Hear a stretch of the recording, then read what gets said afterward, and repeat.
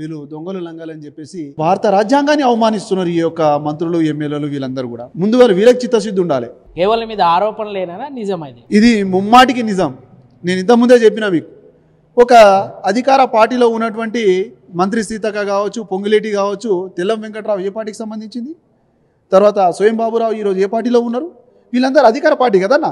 వీళ్ళు అధికార పార్టీలో ఉండే కదా ఇవన్నీ నడిపిస్తున్నారు. అధికార పార్టీకి తెలియకుండా ఇవన్నీ చేస్తారా? మరి ఇరు యొక్క ఆదివాసీ లంబాడీల మధ్య చిచ్చు, యొక్క కులాల మధ్య చిచ్చు పెట్టినప్పుడు అది రేపటి నాడు ఎంత విధ్వాసానికి గురి కావచ్చు? ఏదో ప్రాణ నష్టం జరిగినా, ఏదో దాడులు జరిగినా, లాండ్ ఆర్డర్ ఇబ్బంది అయినా కూడా అది బాధ్యత ఎవరు వహిస్తారు? ఇదంతా అధికార పార్టీ ప్రోద్బలంతోనే జరుగుతుంది. నేను చెప్తున్నా, క్రమశిక్షణ కమిటీ ఏం చేస్తుంది? ఇది రెండు తెగల మీద గొడవలు పెడతా ఉన్నది. క్రమశిక్షణ కమిటీ ఏం చేస్తుంది? క్రమశిక్షణ కమిటీ మాట్లాడాలి కదా. ఒకడొకడు మాట్లాడతాడు, వాడు మా తల్లుల గురించి అడ్డం వచ్చినట్టు మాట్లాడతారు. పందులను కన్నట్టుగా అన్నారు, 70 మందిని కంటారా, లంబాడి ఆడవాళ్ళు అది ఇది మాట్లాడతారు. ఏం మాట్లాడుతావు భయ్? నువ్వు ఇంతకు అన్నం తింటున్నావా, గడ్డి తింటున్నావా?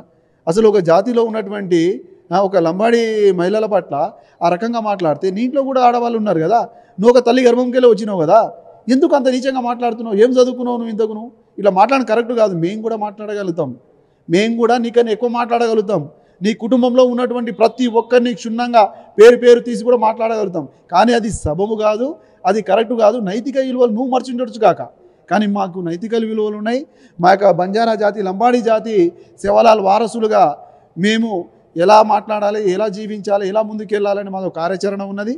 మేము చేసుకుంటూ పోతాం. కానీ మళ్ళీ సుప్రీంకోర్టులో కూడా వీళ్ళకి మళ్ళీ అదే ఏదైతే హైకోర్టులో ఏ తీర్పు అయితే వచ్చిందో సుప్రీంకోర్టులో కూడా అదే తీర్పు వస్తుంది అన్న, 100%. దాంట్లో ఎలాంటి డౌట్ లేదు. ఎందుకంటే వారు చేసేదే తప్పు కదా.